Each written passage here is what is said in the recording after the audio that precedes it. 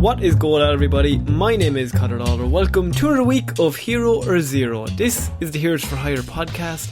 We are back again talking one comic book character, as we do every single week. We talk their good points and their bad points, and we just generally give you a bit of a rundown of everything to do with that character. As always, I am joined by my partner in crime, Mr. Shaun Mead. Shaun, how is it going? I'm good, Connor. Your taste in comic books is adequate. See, we had like a ceasefire last week, so now I'm dialing back to the hatred. So just slowly we'll get there. So are we slowly dialing back to resentment? But at the minute we're in the middle. At the minute we're in the middle where we'll like tolerate each other's likes and dislikes, and it's just going to keep pivoting. We're going to. I disagree with some of your views upon. I disagree with some of your views about Marvel being superior, but at the same time, I've got to respect the fact that you stick by them. Okay, that's a very fair statement, Connor. Thank you. Thank you very much. Look, let's be honest here. We all like comic books. They're all nerd stuff. What is the point of picking sides when you can have both? Okay. Exactly. If I could choose between cake and another cake, I'll have two cakes, please. I'll have two cakes. But Shaun, this is Hero Zero, and what do we do here? You normally take DC characters. I normally take Marvel characters. We give everyone a bit of a rundown about everything to do with that character. Yes. And so last week did Swarm, who is a terrible man made of bees. And so you, Terrible man made of bees. But also, one of my faves. I think I love Swarm. You love all of my shit characters, I think. But I like a level of shit that's so bad, but they don't realise they're shit. Like, there's some characters that are just shit, but if they're trying to be actually properly a villain, but they're just really dumb, I quite enjoy that. That's fair. And there's a lot of those in Marvel, so I'm fairly set for the years ahead. Yeah. But I'm not terribly familiar with a lot of DC characters, Connor. Well, lucky for you, Shaun, I am here today to talk about a character that will be involved in The Suicide Squad, directed by James Gunn, and will be getting his own show afterwards, written by James Gunn. Interesting. Starring a certain very large man who just appeared alongside La Familia. That is Mr. Jonathan Cena. Bold of them to cast an invisible actor in that role. I mean, it's just the old one, but a good one, Desi. How much do you think he hates that joke, or do you think he likes it? I think he likes it. I think he thinks it's the funniest thing ever. The You Can't See Me. He bursts out laughing every time. Ha ha! Nice. He high fives him. So, in that movie, Shaun, he is going to be playing a character known as Peacemaker. Yes, we've briefly talked Peacemaker. Very briefly. And so Peacemaker has been seen in the trailers, and he's a bit of a gag machine. I think John Cena is going to come out as the Dave Bautista or Drax of the Suicide Squad. Yeah, the unintentionally comedic guy kind of a thing. Yeah. And so now Peacemaker's an interesting one because he's been around for quite a few years, but he started off in Charlton Comics in 1966. And what happened was he was part of like a team in Charlton Comics for a few issues. I think it was like 5 or 6. And he became popular enough that he got his own own series for like another 5 issues or whatever. And so, I mean, not that big, but known very vaguely. And so what happened in the meantime was that DC Comics, they bought up a lot of comic books back in the day. They were the big dogs. Yes. And so they purchased Charlton Comics. And alongside that, of course, you get all of the characters. Very similar to what, Disney did with Fox a few years ago. They bought the property and now they can do pretty much whatever they want. Yeah, and so what they did was, he was acquired by DC Comics, and so he was introduced during the Crisis on Infinite Earth series. And how they wrote that was, it was basically seen that all the characters on Charlton Comics were all part of like Earth 4, and so that's why they had never been appeared, because they were all on Earth 4. And right. And then during Crisis on Infinite Earths, what happened was they merged them all together. So they brought him into DC, into just a regular continuity that way. in like a story, like they didn't just have him pop up one day. Like there was a story reason why he hadn't been seen up until this point. They used Crisis on Infinite Earths in 1985 to basically bring in all these characters from all these different comic books that have been maybe years past, but now they have all these brand new toys to play with, so why not use them? Cool. And the character was actually used as a basis for Alan Moore's Watchmen character, the comedian, would you believe? Interesting. My random piece of trivia. So, Peacemaker is Christopher Schmidt, and he's the only son of an Austrian munitions manufacturer, Wolfgang Schmidt, and American children's book author Elizabeth Lewis. So Christopher's toddler years were pretty typical for a child of his social and economic class. However, Christopher's life quickly changed, Shaun. This very quickly goes straight into it. Dead parents. Dead father. Now, it's worse. The shock. It's worse than you think. Because Christopher's father not only killed himself, but he killed himself because his past was revealed. That World War II documents obtained warned that Schmidt had been an officer in the Nazi elite corps. Oh, secret Nazi father. Secret Nazi father. You don't see it often, Shaun. My God, it's rare when it pops up, but when it does. Yes. And so the father gets outed as a secret Nazi from back in the day. And he does what any normal father would do, and it basically is also revealed that he is responsible for the deaths of 50,000 innocent people. So, knowing his arrest was imminent, Wolfgang committed suicide right in front of Christopher on his 5th birthday. Jesus, fuck, this is heavy. Heavy! It's heavy stuff, Shaun. Were all comics like this in the 60s? I know. So this is in the 60s. Sorry, this is Crisis. This is they started this in the 80s. Oh, the 80s. A time of hope, some would say. And so, yeah, you know how it is. It's a tale as old as time. Boy turns 5, father outed as Nazi, father kills himself in front of child on 5th birthday. We've all heard it. And how does this like progress? How does this drive young Peacemaker forward? I would say it has an emotional impact that completely changes him forever. Oh, well, it would, wouldn't it, really? It would, shoot the question, really, Shaun, yeah. Logically. So his mother, Elizabeth, wanting to erase the taint of evil her husband soiled her with, quickly relocated from her to her native land with Christopher and legally changed their last name to Smith. The death of his father and constant upheaval at such an early age left Christopher severely traumatised. Christopher became unruly and a bully throughout his adolescent years. Now, when he turned 18, he enlisted in the military, which seemed to have a positive influence over him. And in a couple of years, he was recognised as an exemplary soldier. Amazing. Great, okay. Things turned around for Christopher, getting his life together after a troubled upbringing. Yeah. I love it. You love to see it in comics. His unit was sent to where he continued to serve with distinction and was promoted to sergeant. And during the 10 months of his tour, Christopher led a scouting mission on a small village suspected of harbouring enemy North Vietnamese troops.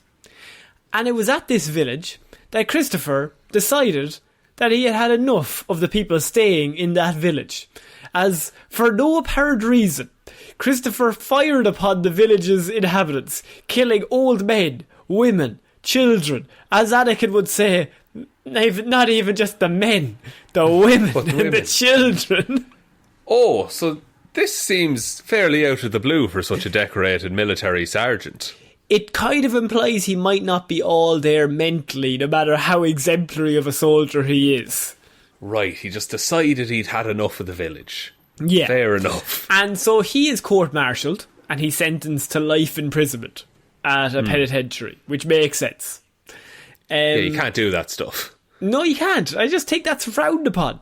And so, near the end of his 2nd year of imprisonment, Christopher was offered a pardon. if he joined Project Peacemaker, a top-secret, high-tech, independent anti-terrorist squad. 8 months into the programme, Project Peacemaker was shut down and quickly became lost in the bureaucratic shuffle. Now, Christopher, he didn't like that because he had been asked to leave. It was his big out. And he wanted to stop terrorists. Still. Yeah. He loves peace. He loves peace.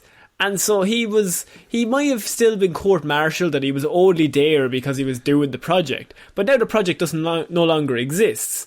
So he uses this to his advantage, and he was able to walk out of the base and disappear without incident on the day it was shut down, without anyone noticing he left.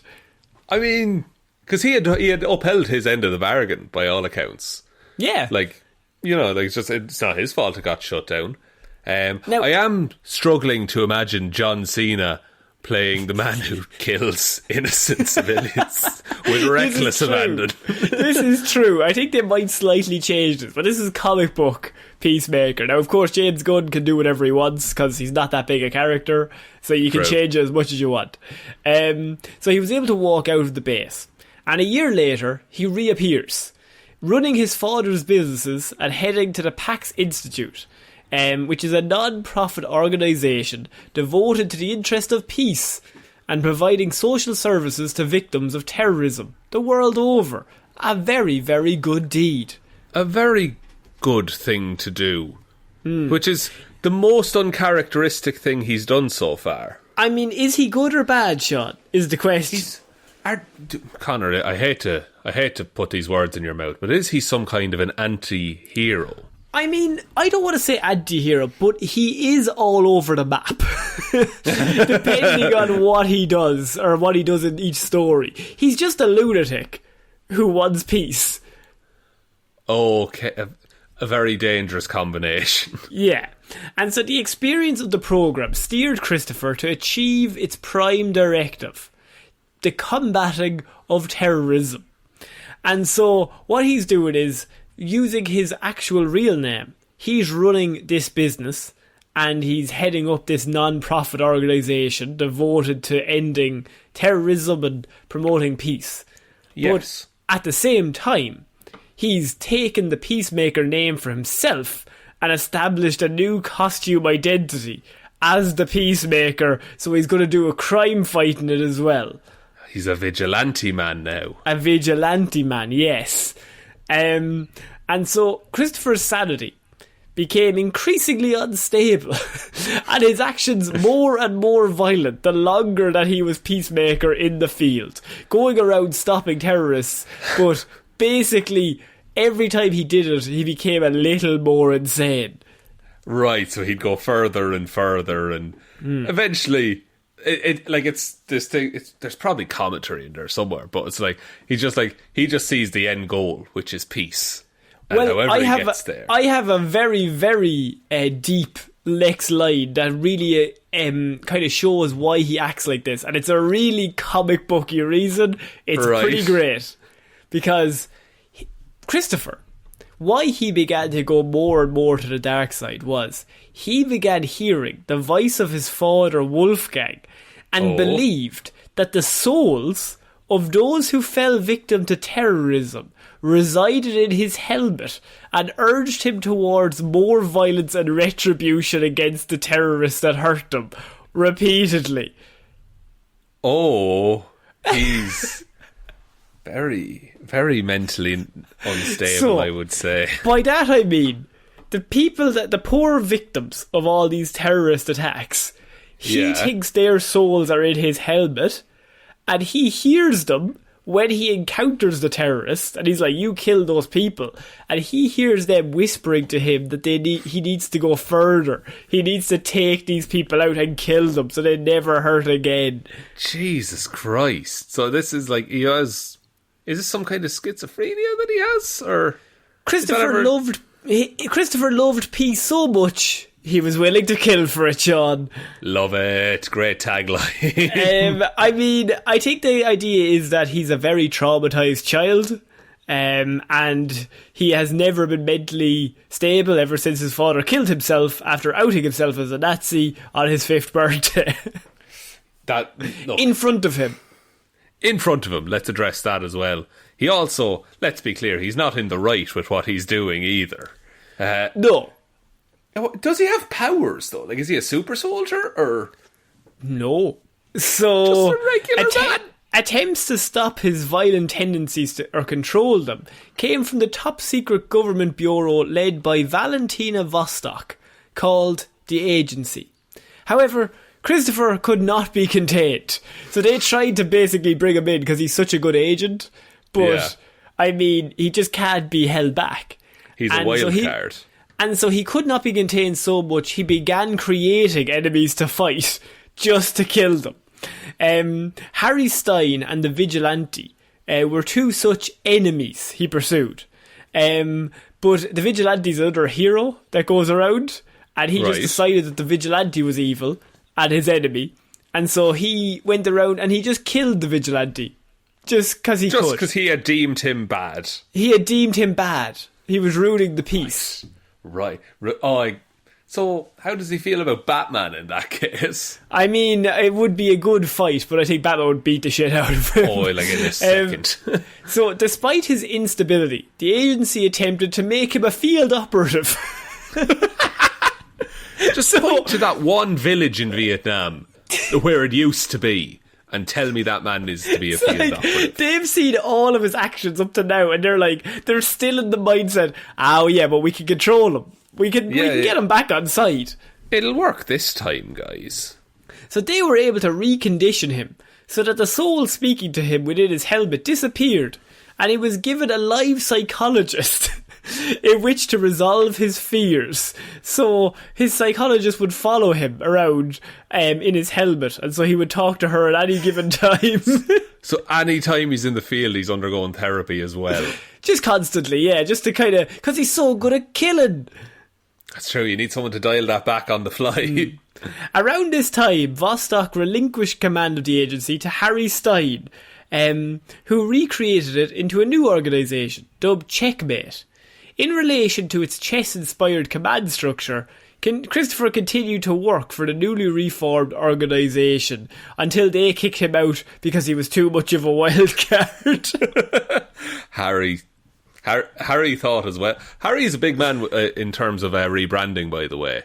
To go from the agency to Checkmate. Checkmate's a good one. Excellent. Checkmate's a good one. But also, you know you can't keep this lunatic under control. So what happened next is Amanda Waller hears of this amazing agent who is a lunatic but is very effective. If there was only some way that we could control him, he would be great. He would be of great use to us. We sew his mouth shut and turn him into Deadpool. Christopher was next recruited by Amanda Waller to join the Shadow Fighters, who were like an offshoot of the Suicide Squad. Right, okay. And she's got multiple teams going. she's a busy lady. Whose mission was to free the South American country of Parador, taken over by Eclipso. Now, during this mission, this is their very first mission, he's brought in. Right, day one. The first attempt failed, with Eclipso killing many heroes, in which Christopher was one of them, Shaun. Killed. He's a killed man. Killed man, straight away. It was a helicopter crash, and the helicopter crashed and they all died. Okay. And... Sorry. Is that the end of his story? Christopher Smith returns to aid the newest Blue Beetle, Jamie Reyes, at a future point in time. Okay? So he's not dead, but it's never explained. Though he claims his name is Mitchell Black now, it was later learned that he was actually Christopher Smith, my favourite word in comic book, Shaun, somehow returned. Beautiful. I need nothing further, Connor. It makes perfect sense to me now. Look, he died in a story, but did he die? Did anyone see the body? They didn't. He's back. Somehow returned. Somehow, by some random happenstance, he explains that a year earlier, while fighting Intergrag, he found himself in a pyramid that happened to be in the same one in which the original Blue Beetle, Dan Garrett, found the Blue Beetle scarab.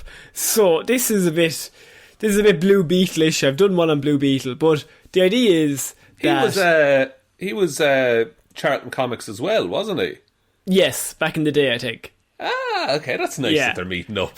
So the Blue Beetle has a scarab on its back, which is like this ancient scarab that attaches itself to your body and basically gives you powers, makes you have a suit and be able to fly and use guns and all this stuff.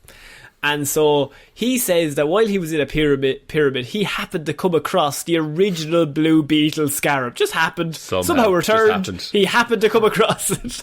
Somehow it happened. Luckiest man in DC. In that pyramid, Chris came into contact with technology from the alien race, the Reach. Chris accidentally downloaded the database that was missing from the scarab that Jamie had. The actual circumstances of his return were never fully explained. Let they never be, because that's all I need. That's all we need. I don't want to know exactly how it happened. Just give me the very bare bones. Just bullet points, somehow. So Chris worked with Jamie for a while, fighting supervillains and the Reach. Eventually Chris was implanted with a scarab himself, Shaun. And so Peacemaker got his own little scarab. Peacemaker got some superpowers. And he was subsequently approached by, at the same time, one of the Yellow Ring Sinestro Corps people who decided Fear Lanterns. He was worthy of the Fear Lantern ring. So he's a Yellow Lantern and a Blue Beetle and a lunatic. Yes, all at the same time. That's amazing. It's great. And so he was loaded in with this yellow ring, and they sent him off to kill Jamie Reyes. And they were like, Jamie Reyes is Blue Beetle, and he's the new Blue Beetle, and he's a very, very cool. If you don't know Jamie Reyes, watch Young Justice. He's very big in that. And so I will definitely. You would. He was sent to kill Jamie, but Jamie interfaced with Smith's scarab and helped him to face his inner fears. So he's got the yellow ring, he's got the scarab, he's got lunacy on his side, he's got it all, Shaun. But he didn't account for the fact that Jamie knows what the scarab is much more than he does, and so he interfaced with his scarab and was just like, got him to face his inner fears. And so once he faces the inner fears, the yellow ring just stops working because it runs off fear. It runs off fear. So he depowers them all in one fell swoop. Yeah. Gathering enough courage for a last stand, Smith forcibly cut the scarab from his own spine, Shaun. Oh, that's fucked. Leaving him injured but not dead. And he helped defend Jamie's family from a Reach attack that happened shortly afterwards, and has continued to serve as a sort of mentor to the third Blue Beetle. At the conclusion of this Blue Beetle volume, Peacemaker leaves El Paso. Before he departs, he bids farewell to Jamie and advises him to learn to become his own man. Later, he makes an appearance in the Final Crisis Aftermath, and he's part of the Global Peace Agency at that time. But that is where we leave him in the New 52 shot. And so now what's happened is the New 52 goes off in a whole different direction, but I decided to do the one from 66 to 2011. And so James Gunn has this character, and he can do whatever he wants with him, because there's a whole host of things that you can get into. You can get into whatever you want with this. I didn't know he was that connected to like the space stuff and the ancient Egypt stuff and all of this. That's ridiculous. So his skills and abilities. Christopher possesses the physical strength and stamina of a man who engages in intense physical exercise. He's a master of various hand-to-hand combat techniques and is a skilled gymnast. A superb marksman, he's also a proficient weapons maker and a pilot, Shaun. So, I mean, no powers. All he's got is himself. Just his skills and his wits and his strength. And his outfit. His outfit, more importantly, because most of Peacemaker's fighting needs are tied into his costume. The costume itself is a thin, pliable body armour developed by Christopher himself. The helmet is a heat and pressure-proof plastic containing sophisticated cybernetic circuitry. Yes! That operate various devices, including communication and surveillance devices, an ultrasonic blaster, and at one point even a laser. The right glove holds a vial that becomes a firebomb when crushed. The boots hold a pentolite compound. The holster carries one of many conventional firearms. Holds ammunition, a toolkit, explosive pellets, nerve gas, and a shark sedative. Love it. Standard issue in the DC universe. On his back is a mini jetpack that works in both air and water, Shaun. It is also operated by his helmet. Oh, that's convenient. He just needs to think about flying. He also uses several weapons, including an Uzi, an ultrasonic pistol, and a Derringer. So he's basically an expert marksman. He's got a jetpack, and he's got this like outfit that he has bombs all over him, and he has guns all over him. So it's like he's wearing a utility belt. Like his entire costume is a utility belt, basically. Yeah, and he's like an expert, but he has all that equipment, but also he's a lunatic. That's ridiculous. I'm excited to see what James Gunn does with him. I think he'll probably pull from more of the soldiery stuff. Maybe leave out some of the Green Lantern or the Yellow Lantern bits and things like that. But like the soldiery stuff is interesting enough. Yeah, and I mean the main thing is that his weaknesses are mental illness is one of his weaknesses, and by that they mean he suffers from bipolar disorder and possibly schizophrenia, believing that the souls of the people he killed inhabited his helmet and spoke to him. He was also plagued by hallucinations of his dead father egging him on to violence in the middle of battles. Don't listen to the Nazi father. He's clearly not got it all put together. He's not all there. No, he was a Nazi. And he also, obviously the suit is highly bulletproof. He's completely bulletproof, and his helmet can produce a sonic burst that can leave enemies temporarily deafened. He's got a fighter jet, a jetpack, all the gadgets that you need. It's handy that he's rich as well from his father's companies. He can just do all of this stuff. I mean, that's a classic DC mode as well. Like if he has no powers, he has enough money to form a suit. To make himself powers and become a lunatic. That's ridiculous. So, in terms of John Cena, I don't know how he's going to play him. Because I don't think you could do schizophrenia like he's seeing dead people. No, I think he's like... I think they're going to just go down the road of, like... They kind of showed in the trailers, just like, he'll kill every man, woman and child for peace. I think that's what they're locking into. Like, that's just his singular goal, and that's all he cares about. I don't think they'll go down the Nazi father, schizophrenia, Egyptian scarab route with things. Yeah, it's now the Blue Beetle story I threw in there just to kind of give a bit of a difference to the stories, because like he's just involved in mostly battles, whereas he was involved in some ancient Egyptian Sinestro Corps story, and I was kind of like, this is kind of different, I'll throw this in. But yeah, he's mostly used as a psychotic military guy who hears the voices of dead people in his head, and they're constantly telling him to kill the terrorists because they're doing bad things. Yeah, I like the therapist in his helmet thing. I think that's a really interesting talking to him. A character like that. They're like, just during the battlefield, they'd be like, and breathe. And I like how every single military group is like, no, we'll control him.